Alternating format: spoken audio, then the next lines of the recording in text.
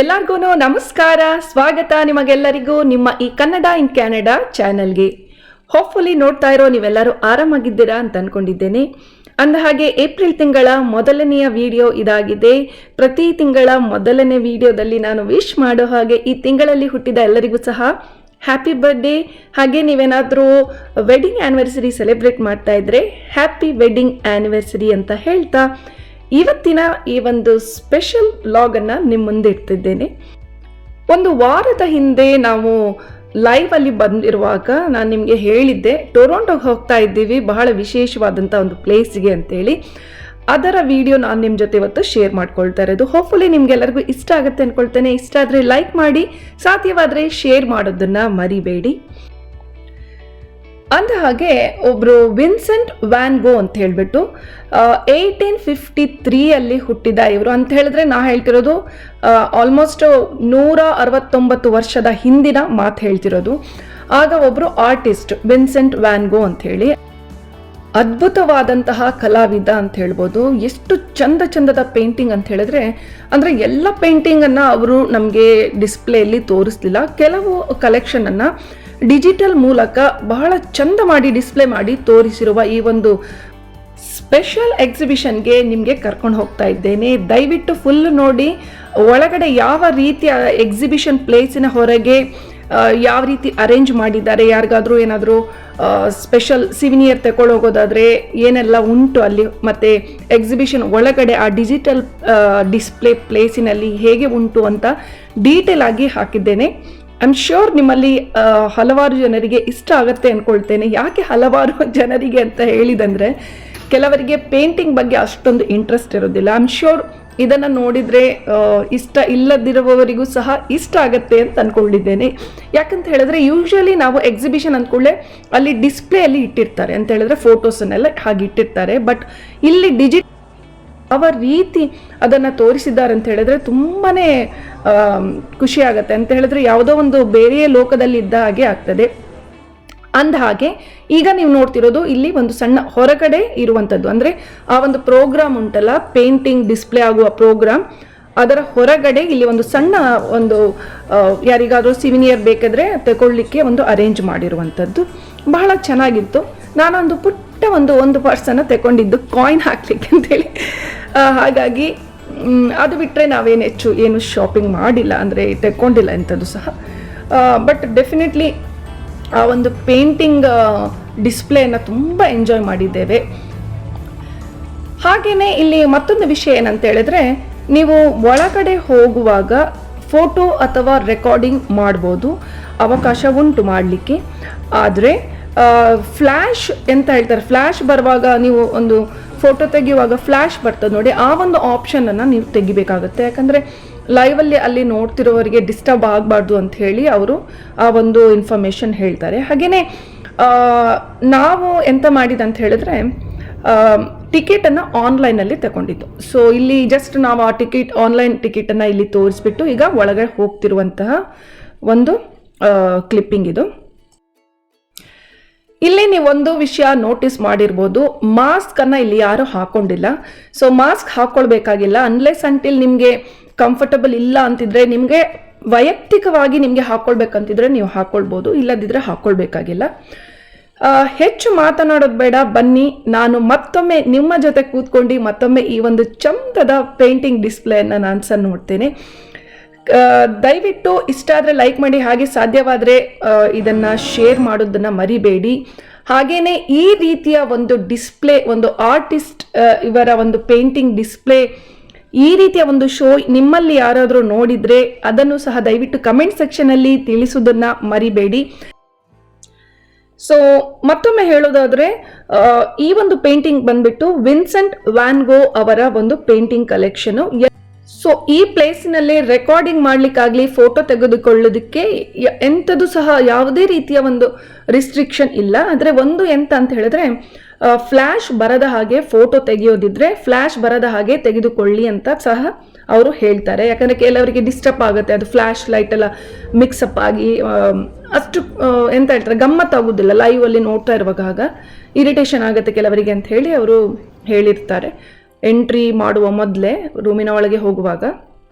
So ಅದು ಬಿಟ್ಟರೆ ನಾನು ಇಲ್ಲಿ ಎಂತ ಮಾಡಿದೆ ಅಂದರೆ, ಎಲ್ಲ ಎಂಥ ಪೇಂಟಿಂಗ್ದು ರೆಕಾರ್ಡಿಂಗ್ ಎಂಥದ್ದು ಮಾಡಿಲ್ಲ, ಕೆಲವು ಮಾತ್ರ ಮಾಡಿ ಮರ್ಜ್ ಮಾಡಿ ಹಾಕಿದ್ದೇನೆ. ಹಾಗೆಯೇ ಲೈವಲ್ಲಿ ಅವರು ಹಾಕಿರುವ ಆ ಒಂದು ಮ್ಯೂಸಿಕ್ ಬ್ಯಾಕ್ಗ್ರೌಂಡ್ ತುಂಬ ತುಂಬ ಚೆನ್ನಾಗಿತ್ತು. ಅದನ್ನು ನನಗೆ ಹಾಕ್ಲಿಕ್ಕಾಗಿಲ್ಲ. ಆ ಒಂದು ವಾಯ್ಸನ್ನು ನಾನು ಮ್ಯೂಟ್ ಮಾಡಿದ್ದೇನೆ, ಯಾಕಂದರೆ ಕಾಪಿರೈಟ್ ಪ್ರಾಬ್ಲಮ್ಸ್ ಎಲ್ಲ ಎಂತೆಂಥದ್ದು ಆಗ್ತದೆ ಅಂತ ಹೇಳಿ. ಸೊ ಇಲ್ಲಿ ನಾವು ಈ ಒಂದು ಪ್ರೋಗ್ರಾಮ್ ಆದ ನಂತರ ಎಕ್ಸಿಬಿಷನ್ದು ನಾವು ಮತ್ತೆ ಮಿಸ್ಸಸ್ಸಾಗಾಗೆ ಹೋದದ್ದು. ಎಂತಕ್ಕೆ ಅಂತ ಹೇಳಿದ್ರೆ ಲಂಚ್ ಮಾಡಲಿಕ್ಕೆ. ಯಾವ ರೆಸ್ಟೋರೆಂಟ್ಗೆ ಹೋದೆ ಅಂತ ನಾನು ಮತ್ತೆ ತಿಳಿಸ್ತೇನೆ. ಈಗ ಬನ್ನಿ ಕಂಟಿನ್ಯೂ ಮಾಡೋಣ. ಮಾತು ಹೆಚ್ಚು ಮಾತಾಡೋದು ಬೇಡ, ನೋಡೋಣ ಈ ಒಂದು ಚಂದದ ಪೇಂಟಿಂಗ್ ಎಕ್ಸಿಬಿಷನ್.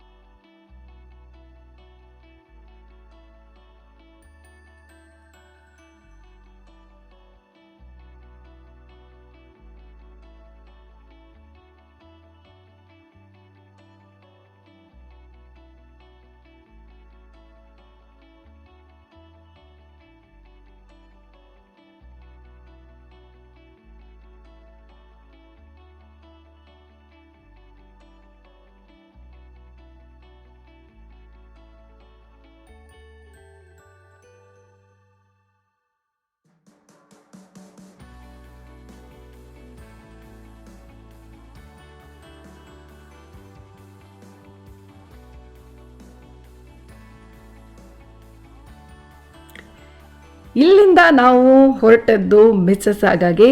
ಅಂದ ಹಾಗೆ ಆನ್ ದ ವೇ ಹೋಗುವಾಗ ನಾನು ಕೆಲವು ಟೊರೊಂಟೊದ ಸಿಟಿಯಲ್ಲಿ ಡೌನ್ ಟೌನ್ ಸಿಟಿ ಉಂಟಲ್ಲ, ಅದರದ್ದು ಕೆಲವು ಕ್ಲಿಪ್ಪಿಂಗನ್ನು ನಾನಿಲ್ಲಿ ರೆಕಾರ್ಡ್ ಮಾಡಿ ನಿಮಗೆ ತೋರಿಸೋಣ ಅಂಥೇಳಿ. ಈ ಹಿಂದೆ ನನಗನ್ಸುತ್ತೆ 1-2 ವರ್ಷದ ಹಿಂದೆ ಅನಿಸುತ್ತೆ ನಾನು ಸ್ಟಾರ್ಟ್ ಮಾಡುವಾಗ, ಆಗ ನಾನೊಂದು ಕೆಲವು ಕ್ಲಿಪ್ಪಿಂಗ್ಸ್ ಹಾಕಿದ್ದೆ. ಸೊ ಅದರ ನಂತರ ನಾನು ಈಗ ನಿಮಗೆ ತೋರಿಸ್ತೇವೆ. ಒಂದು ರೀತಿ ಕಾಂಕ್ರೀಟ್ ಜಂಗಲ್ ಅಂತಲೇ ಹೇಳ್ಬೋದು. ಸತ್ಯ ಹೇಳಬೇಕಂದ್ರೆ ತುಂಬ ಕಿರಿಕಿರಿ ಆಗ್ತದೆ ಟೊರೊಂಟೊಗೆ ಬರೋದು ಅಂತ ಹೇಳಿದ್ರೆ, ಯಾಕಂದರೆ ಅಲ್ಲಿ ಫಸ್ಟ್ ಆಫ್ ಆಲ್ ಪಾರ್ಕಿಂಗಿಗೆ ತುಂಬ ಬಿಗ್ ಇಶ್ಯೂ ಉಂಟು. ಅದರ ಜೊತೆ ಈಗ ನೀವು ನೋಡ್ತಿದ್ದೀರಲ್ಲ, ಇದು ಮೇನ್ ಹಬ್ ಟೊರೊಂಟೊದಲ್ಲಿ ಒಂದು ಫ್ಲೈಓವರ್ ಉಂಟು. ಅಲ್ಲಿ ಇದೆಲ್ಲ ಕನ್ಸ್ಟ್ರಕ್ಷನ್ ರಿಪೇರಿ ಆಗ್ತಾ ಇತ್ತು 1-2 ವರ್ಷದ ಹಿಂದೆ ಎಲ್ಲ. ಸೊ ಈಗೆಲ್ಲ ಇದಾಗಿದೆ. ಹಾಗಾಗಿ ಇಲ್ಲಿಂದ ಇವಾಗ ನಾವು ಹೊರಗಡೆ ಎಕ್ಸಿಟ್ ಮಾಡ್ತಾ ಇರುವಂಥದ್ದು. ನಾನು ಹೇಳ್ತಾ ಇದ್ದೆ ಟೊರೊಂಟೊ ವಿಷಯದಲ್ಲಿ ತುಂಬ ಕಿರಿಕಿರಿ ಎಂತಕ್ಕೆಂದರೆ ತುಂಬ ಕಷ್ಟ ಉಂಟು ಇದು ಅಂದರೆ ಪಾರ್ಕಿಂಗ್ ಸಿಗೋದು. ಇವಾಗ ಫಾರ್ ಎಕ್ಸಾಂಪಲ್ ಈಗ ಸಮ್ಮರ್ ಟೈಮಲ್ಲಿ ಏನಾದರೂ ಬಂದರೆ ಎಲ್ಲಿಯಾದರೂ ಪಾರ್ಕಿಂಗ್ ಮಾಡಿ ತಿರುಗಾಡೋಣ ಅಂತ ಹೇಳಿದ್ರೆ ತುಂಬ ತುಂಬ ಕಷ್ಟ ಉಂಟು. ಸಿಗೋದಿಲ್ಲ ಅಂತಲ್ಲ, ಸಿಕ್ಕಿದ್ರೂ ಸಹ ಅಲ್ಲಿ ನಿಮಗೆ ಪಾರ್ಕಿಂಗ್ ಪೇ ಮಾಡಲಿಕ್ಕೆ ಉಂಟು. ಪಬ್ಲಿಕ್ ಫ್ರೀ ಪಾರ್ಕಿಂಗ್ ಎಂತ ಸಿಗೋದಿಲ್ಲ. ಹಾಗಾಗಿ ಅದೊಂದು ವಿಷಯ ತುಂಬ ಕಿರಿಕಿರಿ ಆಗುತ್ತೆ. ಆದರೆ ಸಮ್ಮರ್ ಟೈಮಲ್ಲಿ ಬಹಳ ಬಹಳ ಚಂದದ ಪ್ಲೇಸ್, ನೀವು ಸ್ಪೆಂಡ್ ಮಾಡಲಿಕ್ಕೆ ಟೊರೊಂಟೊ ಹಬ್ ಸಿಟಿಗೆ ಹೋಗಬೇಕು, ಬಹಳ ಚೆನ್ನಾಗಿರುತ್ತೆ. ಇದು ಕಾಂಕ್ರೀಟ್ ಜಂಗಲ್ ಅಂತ ನಾನು ಹೇಳೋದು ಯಾವಾಗಲೂ. ಅಲ್ಲಿ ಹೋದರೆ ನೀವು ಯಾವುದೋ ಒಂದು ಪ್ರಪಂಚಕ್ಕೆ ಹೋದ ಹಾಗೆ ಆಗ್ತದೆ. ಹೋಪ್ಫುಲಿ ನಿಮಗೆ ಈ ಒಂದು ಕ್ಲಿಪ್ಪಿಂಗ್ಸು, ಈ ಒಂದು ಶೂಟ್ ಮಾಡಿರುವಂಥದ್ದೆಲ್ಲ ಇಷ್ಟ ಆಗಿದೆ ಅಂತ ಅಂದ್ಕೊಳ್ತೇನೆ. ಮತ್ತೊಮ್ಮೆ ದಯವಿಟ್ಟು ಈ ಒಂದು ವಿಡಿಯೋ ಸಾಧ್ಯವಾದರೆ ಶೇರ್ ಮಾಡೋದನ್ನು ಮರಿಬೇಡಿ. ಮತ್ತೇನು ವಿಶೇಷ ಇಲ್ಲ, ನಾವೀಗ ಬಂದ್ವಿ ಮಿಸ್ಸಸಾಗ. ಈ ಒಂದು ಹಕ್ಕ ಡಿಲೈಟ್ ಅವರದ್ದು ರೆಸ್ಟೋರೆಂಟ್ ತುಂಬಾ ಚೆನ್ನಾಗಿತ್ತು. ಸೊ ಇಲ್ಲಿ ನಮ್ಮ ಲಂಚ್ ಮುಗಿಸ್ಕೊಂಡು ಮತ್ತೆ ನಾವು ಹೊರಟದ್ದು ಮನೆಗೆ. ಎಂತ ಅನಿಸ್ತು ಅಂತ ಹೇಳಿ ದಯವಿಟ್ಟು ತಿಳಿಸಿ ಕಮೆಂಟ್ ಸೆಕ್ಷನ್ನಲ್ಲಿ. ಓವರಾಲ್ ಇವತ್ತಿನ ಈ ವ್ಲಾಗಿನ ವಿಷಯದಲ್ಲಿ ಸಿಗೋಣ ಮತ್ತೊಂದು ಇಂಟ್ರೆಸ್ಟಿಂಗ್ ವ್ಲಾಗ್, ಲೈವ್ ಅಥವಾ ಶಾರ್ಟ್ಸ್ನಲ್ಲಿ. ಅಲ್ಲಿ ತನಕ ದಯವಿಟ್ಟು ಹೋಗಿ ಬರುವಾಗ ಜಾಗೃತಿ ಮಾಡಿ. ಬಾಯ್ ಬಾಯ್ ಫ್ರಮ್ ಕನ್ನಡ ಇನ್ ಕ್ಯಾನಡಾ.